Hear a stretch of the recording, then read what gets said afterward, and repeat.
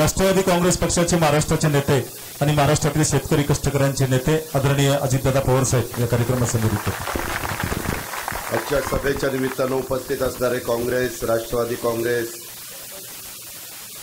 समाजवादी party, शेतकरी कामगार पक्ष या सर्व विरोधी पक्षाचे उपस्थित मान्यवर नेते मंडळी, सर्व जिल्ह्यातील आणि राज्यातील आलेले आजी माजी खासदार, आजी माजी आमदार, उपस्थित माझे गेवराई आणि पंचक्रोशीतील जमलेले शेतकरी बांधू भगिनी, आपण अनेक प्रकारची सरकार आजपर्यंत पाहिली।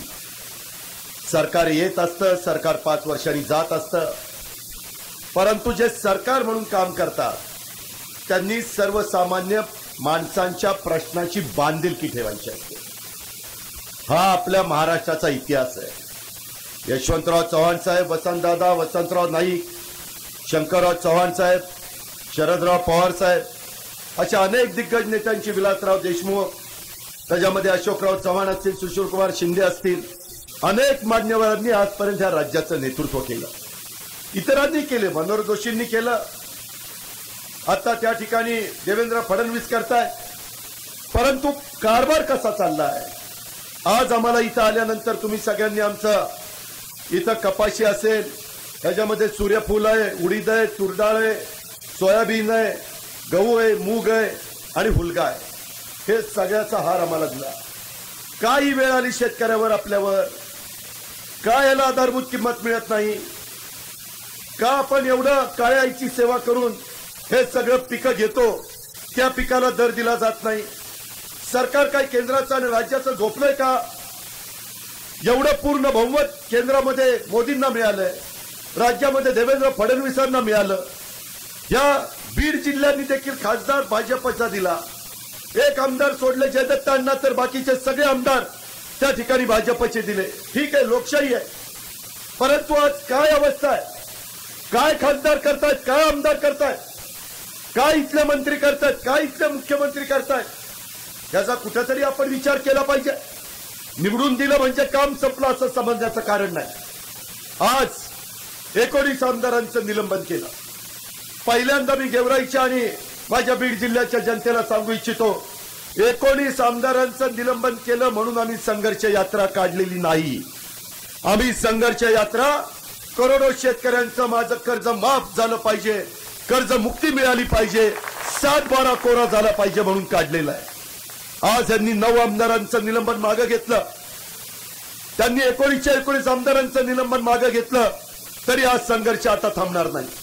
आम्ही तर सांगितलं की सगळ्यांना आम्हाला निलंबित करा। 90 आमदार आम्ही आहोत, 288 पैकी जवळपास 155 आमदारांनी कर्जमाफी द्या अशा प्रकारची मागणी केली, परंतु एवढी सत्तेची मस्ती, सत्तेची नशा, सत्तेची धुंदी या भाजपच्या मुख्यमंत्री आणि त्यांच्या बगलबच्च्यांना चढलेली आहे की यांनी त्या ठिकाणी अजिबात माफी दिली नाही। उलट सांगितलं केंद्रामध्ये जाऊ, चर्चा करू आणि मग काय ते तुम्हाला सांगू। पुन्हा म्हणतात योग्य वेळ आल्यानंतर कर्जमाफी करू, पुन्हा सांगतायत कर्जमाफी केल्यानंतर महाराष्ट्रातला शेतकरी आत्महत्या करणार नाही, याची हमी कोण देणार? यांना हमी शेतकऱ्यांच्या करता हमी मागायला लाज वाटत नाही? हे कोण स्वतःला समजतात? यांना काही सगळा अधिकार दिला काय? हे काय ताम्रपट घेऊन जन्माला आलेत काय? हे 5 वर्षाच्या करता निवडून आलेले आहेत, त्यांनी कायमचं आपण तिथं बसणार आहे असं समजण्याचं अजिबात कारण नाही। आणि म्हणून हा उद्याचा आपला संघर्ष महत्वाचा आहे, त्याच्याकरता आम्ही बाहेर पडलोय। करताना 19 निलंबित करतायत, घेताना 9 त्या ठिकाणी घेतायत का? त्याच्यामध्ये फूट पडावी। आता आम्ही विरोधकांनी ठरवलंय की आपल्यात फूट पडून द्यायची नाही, आमच्या स्वार्थाकरता नाही, आमच्या फायद्याकरता नाही, त्याच्याकरता शेतकऱ्याच्या करता। कारण शेतकरी शेवटी जगला पाहिजे, शेतकरी जगला तर राज्य जगेल, शेतकरी मोडला तर राज्य मोडेल, त्याकरता ही संघर्ष यात्रा काढलेली आहे।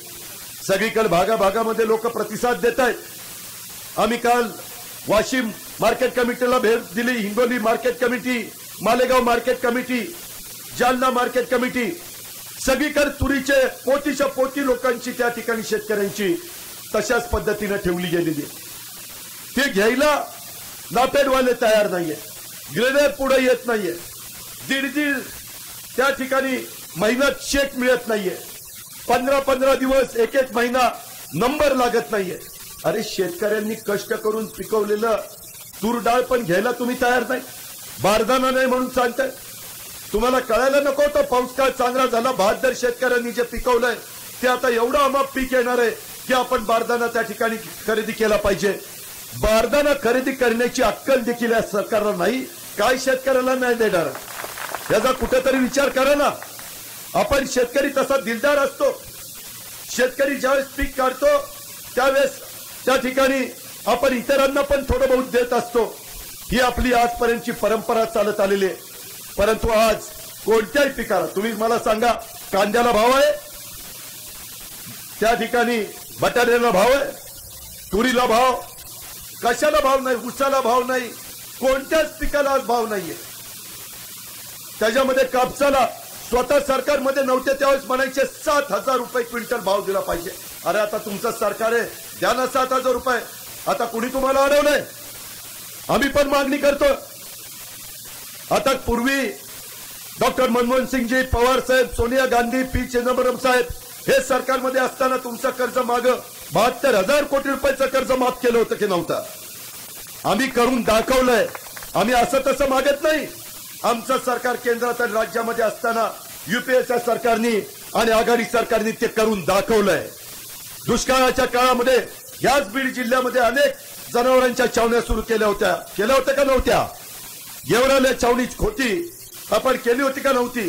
पशुधन जगलं पाहिजे त्याच्या संदर्भात आमच्यावर आरोप केले की यांनी जनावरांच्या छावण्यातलं शेण खाल्लं. त्यांना लाजा वाटत नाही? त्यांच्या काकांनी शेण खाल्लं होतं का? खुशाल काही आरोप उचलली, जीभ लावली टाळ्याला. निव्वळ बदनामी करायची, रेटून बोलायचं पण खोटं बोलायचं, गाजरं दाखवायची.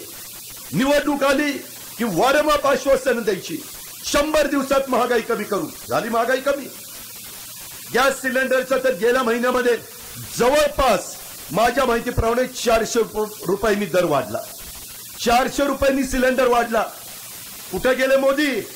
कुठे गेले त्या ठिकाणी देवेंद्र फडणवीस? आज आपल्या इथला विजेचा दर त्यांनी वाढवलेला.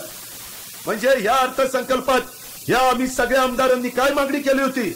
आम्हाला काय वेळ लागलाय तिथलं पायऱ्यांवर बसायला?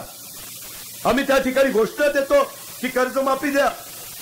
आम्ही वैयक्तिक काही मागत होतो का? शेतकऱ्यांच्या करता मागत होतो. त्यांनी आमचं त्या ठिकाणी तोंड बंद करण्याच्या करता 19 लोकांना निलंबित केलं. त्या दिवशी विरोधी पक्षांनी आमच्या सगळ्यांच्या वतीनं सांगितलं, नेत्यांनी, की आम्ही जोपर्यंत आमचं निलंबन मागे घेत नाही तोपर्यंत सभागृहामध्ये जाणार नाही. आता चांद्यापासून चंद्रपूरला सुरुवात केलेली आहे आणि बांद्यापर्यंत त्या ठिकाणी सिंधुदुर्ग जिल्ह्यामध्ये जाणार आणि सगळ्या लोकांना सांगणार की कसं त्यांनी लोकशाहीची थट्टा केलेली आहे, कसं लोकशाहीचा खून केलेला आहे. या पद्धतीचं सरकार कधी महाराष्ट्राने पाहिलेलं नव्हतं. हे सरकार निव्वळ तुमच्या माझ्या शेतकऱ्याच्या मुळावर उठलेलं सरकार आहे. आज आत्ता मी, राधाकृष्णजी, अबू आझमी सगळेजण त्या ठिकाणी औरंगाबादला, जालन्याला सभेला त्या ठिकाणी गेलेलो होतो. तिथं एक शेतकरी मला भेटला. म्हणला, दादा 6,000 रुपयाची घोषणा पंतप्रधानांनी केलेली होती. काय तर देशाला मोठ्या दिमाखात सांगितलं की प्रत्येक गर्भवती मातेस 6,000 रुपये देण्यात येतील. यांना फार मोठा गाजावाजा झाला. आज औरंगाबादमध्ये आम्ही ज्यावेळेस त्या ठिकाणी सभेला गेलो होतो त्या सभेत एक आमचा हुसेनबाई बेग यांनी त्यांना त्या ठिकाणी मला चेक दाखवला. त्याच्या मुलीची डिलिव्हरी झाली. फक्त 600 रुपयाचा चेक मिळाला. 6,000च्या पुढचं 600चं पुढचं एक शून्यच गाळप केलं. 600 रुपयाचा चेक घोषणा करायची 6,000ची. कुणी पण यावं, पत्रकारांनी पण बघावं चेक आहे का नाही. या पद्धतीचा कारभार. अरे तुम्ही सांगताय काय, देताय काय? तुम्ही कुणाची थट्टा करता, कुणाची मस्करी करता? कशा पद्धतीनं तुमच्या अशा प्रकारचं वागण्याचं धाडस तुम्हाला त्या ठिकाणी होतंय? हे जसं झालं तशाच पद्धतीनं त्या ठिकाणी आम्ही मागणी केली कर्जमाफीची. केंद्र सरकारने यांना सांगितलं काय मिळणार नाही. केंद्र सरकारने मात्र उत्तर प्रदेशच्या निवडणुकीमध्ये तुम्ही वाचलं, भाजपचं सरकार येऊ द्या, तिथं आम्ही कर्जमाफी देतो. अरे तिथंही शेतकरी, इथंही शेतकरी आहेत ना. त्याला जेवढे कष्ट करावे लागतात तेवढेच त्या शेतकऱ्याला करावे लागतात. मग इथं तुमचं सरकार आहे का नाही कर्जमाफी देत? 30,000 कोटी या राज्याला अर्थमंत्री म्हणून मी काम केलंय. या राज्याला जर कर्जच माफी करायची, जर यांची राजकीय इच्छाशक्ती असेल, त्यांच्या मनामध्ये मनापासून करायचं असेल, तर राज्याला 30,000 कोटी रुपये कर्ज माफ करणं काही अवघड नाहीये. पण यांना करायचं नाही आणि म्हणून काही ना काही कारण दाखवण्याचं काम त्या मंडळींचं सगळ्यांचं चाललेलं आहे.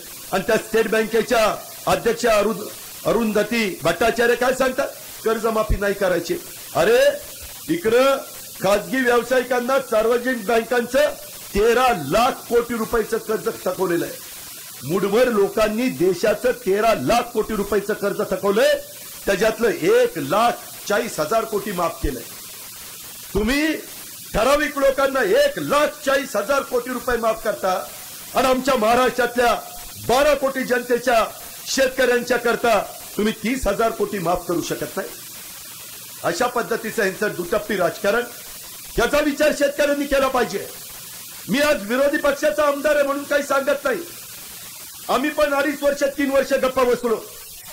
आज आम्ही बाहेर का पडलो? आम्हाला वाटलं आता सुधारतील, उन्हात सुधारतील. हे सुधारायला तयारच नाही. यांनी झोपेचं सोंग घेतलंय. त्यांना जागा करायचं म्हटलं तरी जागा होत नाहीये. आणि त्याकरता आपण संघटित असलं पाहिजे. आपण सगळ्यांनी वेळ पडली तर रस्त्यावर त्या ठिकाणी उतरलं पाहिजे. ज्यावेळेस विरोधी पक्ष आव्हान करेल की आता उभा महाराष्ट्र, कुठल्याच गाड्या कुठं जाऊन द्यायच्या नाही, तुमच्या माझ्या घरची बैल असतील, बैलगाड्या असतील, ट्रॅक्टर असतील, अवजार असतील, सगळी उचलायची आणि आपल्या आपल्या रस्त्यावर आणून ठेवायची. सगळे रस्ते बंद. बघू कसे जात आहे. याला कुणाचा बाप आला पाहिजे ते काढायला. या पद्धतीचं काम केल्याशिवाय हे सरकार जागा होणार नाही. या पद्धतीनंच तुम्हाला मला वागावं लागेल.